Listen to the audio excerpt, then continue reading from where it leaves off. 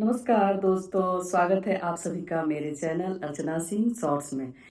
तो मैं आज आ गई हूँ बिग बॉस डे 8 की रिव्यू लेकर, जो आज हम लोग बैठ करके एक दूसरे से डिस्कशन करेंगे और मैं अपनी बातें रखूंगी और आप अपनी राय बताइएगा। दिन की शुरुआत होती है अविनाश, एलिस और ईसा में जो बात हो रही है से एलिस जो है नाराज हो जाती है और वो रोने लगती है। बाद में अविनाश उसको समझाने के लिए आते हैं और एलिस बोलती है, जब दोस्तों के बीच में अपनी दिल की बात नहीं बोल सकती, रो नहीं सकती, हंस नहीं सकती, तो किस बात की दोस्ती है। और वो उस टाइम हो रहा था 5:45 और ये लोग जगे हुए थे, बातें कर रहे थे। फिर देखने में आता है कि घर की ड्यूटी को लेकर के कि किचन में बोला जाता है कि दाल चावल अविनाश और ईसा बना लेंगे। तो अविनाश बोलते हैं हाँ ठीक है, हम तीनों मिल करके दाल चावल बना लेंगे और हम लोगों की हेल्प करने के लिए सारा भी आ जाएगी।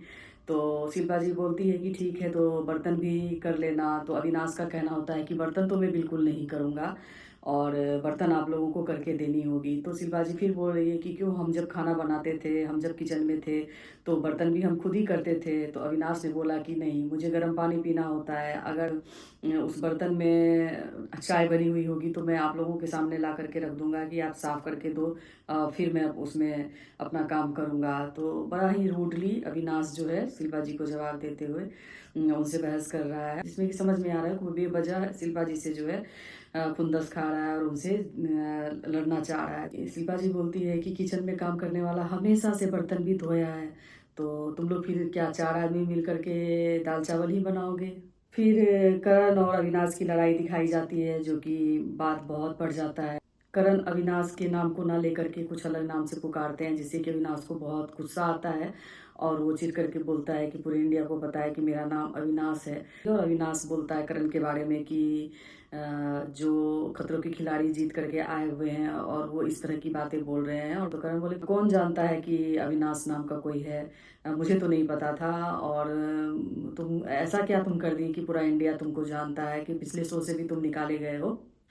ये बात जो है किचन से निकल करके पर्सनल अटैक पे चली गई। तो फिर उसके बाद कुछ देर के बाद दिखाया जाता है कि करण ईसा और एलिस के साथ बैठे हुए हैं, जहाँ पर ईसा बोलती है कि आपको इस तरह की बातें नहीं बोलनी चाहिए थी। तो करण भी एक्सेप्ट करते हैं कि हाँ, वो फ्लो फ्लो में निकल गया, गुस्से में निकल गया, मैं ऐसा कुछ बोलना भी नहीं चाह रहा था। करण और अविनाश की लड़ाई जब हो रही थी तो विवेन करण को समझाते हैं कीचड़ वाली एग्जाम्पल दे करके, बिल्कुल सही है। कुछ लोग ऐसे होते हैं जो बहुत हद तक नीचे गिर जाते हैं और उनको सबक सिखाने के चक्कर में आपको भी उसी हद तक नीचे गिरना पड़ेगा। तो उससे अच्छा है कि गंदगी से आप दूर रहे, वो ही बेहतर है। तो मुझे विवेन की ये बातें अच्छी लगी। फिर दिखाया जाता है कि विवेन जो है सबकी ड्यूटी अपॉइंट करते हैं, जिसमें वो अविनाश को बोलते हैं कि अविनाश तुम ऐसा करना कि ये टेबल साफ कर लेना। तो अविनाश एकदम क्लियर कट मना कर देते हैं। तो विवेन बोलते हैं कि ये बहुत इगोइस्टिक है, इसमें इतना ये होने की बात नहीं है, सबकी अपनी अपनी ड्यूटी है, तो मैं तुमको भी काम बांट रहा हूँ और तुमको करनी होगी। तो अविनाश फिर बोलते हैं कि मेरा जब मन होगा तब मैं करूँगा, किसी के कहने से मैं नहीं करूँगा। पूरा एरोगेंट हो रहे हैं और उनको पता है चाहे नेगेटिव हो या पॉजिटिव, बट फुटेज तो मुझे मिलेगा। तो इसलिए अविनाश जो है पूरे घर वालों से झगड़ रहे हैं और हर किसी के साथ बेकार की बहस कर रहे हैं, बस उनको फुटेज चाहिए और साफ साफ दिखने को भी आ रहा है। तो फिर विवेन बोलते हैं कि ठीक है, ऐसा है कि अगर तुम सबसे लास्ट काम करोगे तो खाना भी सबसे लास्ट ही तुम खाना। फिर गुंडतन जी की एंट्री होती है और गुंडतन जी आने के साथ ही सारे घर वालों का अटेंशन लेते हैं और सब वाह वाह करने लगते हैं उनके ड्रेस को देख करके। तो फिर सारा खान उधर से आती है और बोलती है कि गुंडतन जी, ये अच्छी बात नहीं है, हम लड़कियां अपने ड्रेस, अपने सैंडल, अपने लिपस्टिक को लेकर के कितना परेशान रहते हैं, क्या पहने ना पहने। और आप जब कम से कम आप हम लोगों को ओवर शेडो तो ना करे, आप जैसे ही ड्रेस पहन करके आते हैं हम फीके पड़ जाते हैं आपके आगे में। तो गुंडतन जी फिर अपनी वही हंसी देते हैं और इस तरह से माहौल थोड़ा लाइटली वे में जाता है और सब हंसते हैं।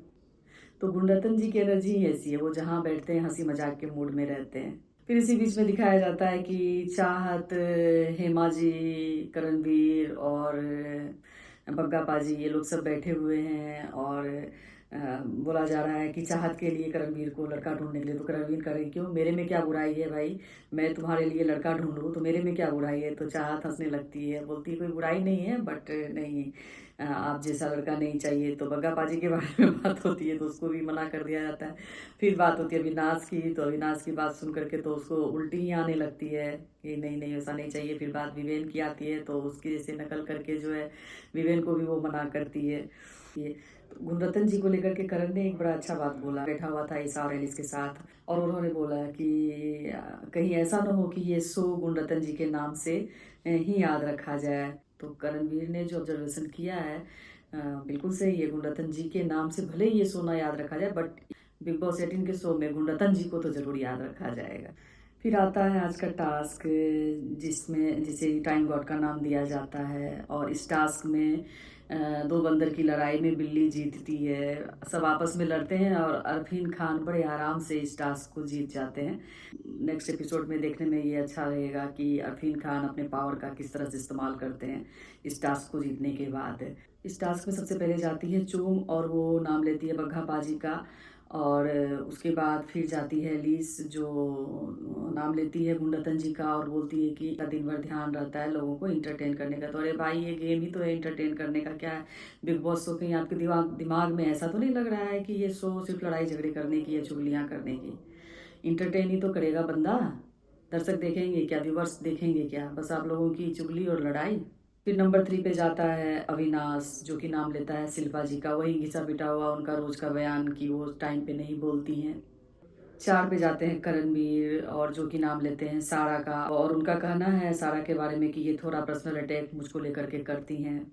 और सारा का एक्सप्रेशन होता है कि ऐसा कब हुआ मुझे नहीं पता। तो करणवीर उसको एक्सप्लेन भी करते हैं कि क्या बात हुई थी।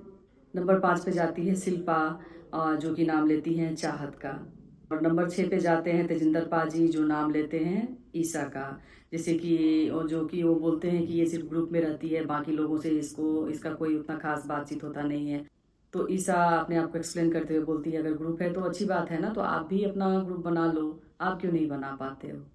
और फिर नंबर 7 पे आती हैं सारा और वो करण का नाम लेती हैं। और 8 पे आते हैं अरफीन खान जो नाम लेते हैं श्रुतिका का। तो अरफीन खान का भी इजी टारगेट है और वो श्रुतिका को इस गेम से बाहर कर देते हैं। फिर दूसरे राउंड की शुरुआत होती है जिसमें कि विवेन आते हैं और अविनाश को बाहर निकालते हैं। और यही विवेन भी उसके बारे में यही बोलते हैं कि इसके अंदर बहुत अहंकार की भावना आ गई है। और जो कि कहना सही भी है, अविनाश के अंदर बहुत ही ज़्यादा एरोगेंट आ गया है। वो अपने आगे किसी को कुछ फिलहाल तो नहीं समझ रहे हैं। फिर आती हैं श्रुतिका और वो नाम लेती हैं एलिस का।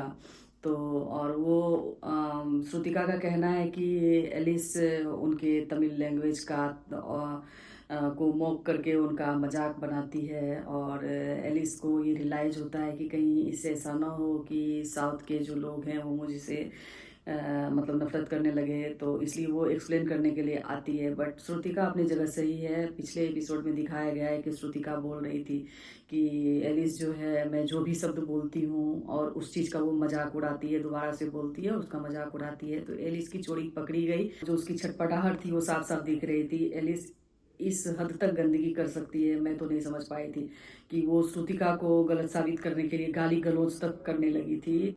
तो मुझे लगता है शायद एलिस भूल गई है कि वो पूरी दुनिया के सामने अपने व्यक्तित्व को दिखा रही है या आप अपने अपब्रिंगिंग को दिखा रहे हैं कि आपको क्या शिक्षा दीक्षा क्या संस्कार मिला है। इतनी गंदी गालियां शायद ही कोई नेशनल टीवी पर देता होगा जिस तरह से एलिस गंदी गंदी गालियां दे रही है। उसी जगह बड़े ही प्यार से श्रुतिका उन बातों को समझा रही है, एक्सप्लेन कर रही है कि नहीं आप हंसी मजाक की बात होती तो मैं छोड़ देती, बट आप मॉक करती हैं और एक बार नहीं कई बार आप मेरे साथ ऐसा की हैं। तो एलिस का कहना था कि तुम मुझे बोली क्यों नहीं, तो मैं नहीं करती। तो श्रुतिका बोली कि मैं एक बार आपको समझा सकती हूँ, बार बार नहीं समझा सकती हूँ, आप बच्चे नहीं हो, आप मैच्योर हो, आप क्या करते हो नहीं करते हो ये आपकी रिस्पॉन्सिबिलिटी होती है। बिल्कुल सही है, आपको कुछ बुरा लगा तो आप किसी को एक बार ही मना कर सकते हैं। बार बार अगर आपके साथ वो ऐसा कर रहा है तो वो उसकी रिस्पॉन्सिबिलिटी है कि आगे जो भी परिणाम पड़ेगा उसको भुगतना पड़ेगा। फिर अविनाश भागते हुए आता है और विवेन के नाम से जो है गुड़िया को ये करता है कि विवेन की का अपना पर्सनल कोई ओपिनियन नहीं है, वो किसी भी मुद्दे में अपना ओपिनियन नहीं देते हैं। और जब भी आते हैं तो सॉल्यूशन लेके आते हैं। तो भाई साहब सॉल्यूशन ना करें तो क्या करें, आपकी तरफ फायर ब्रिगेड बन जाए, वो बेफिजुल का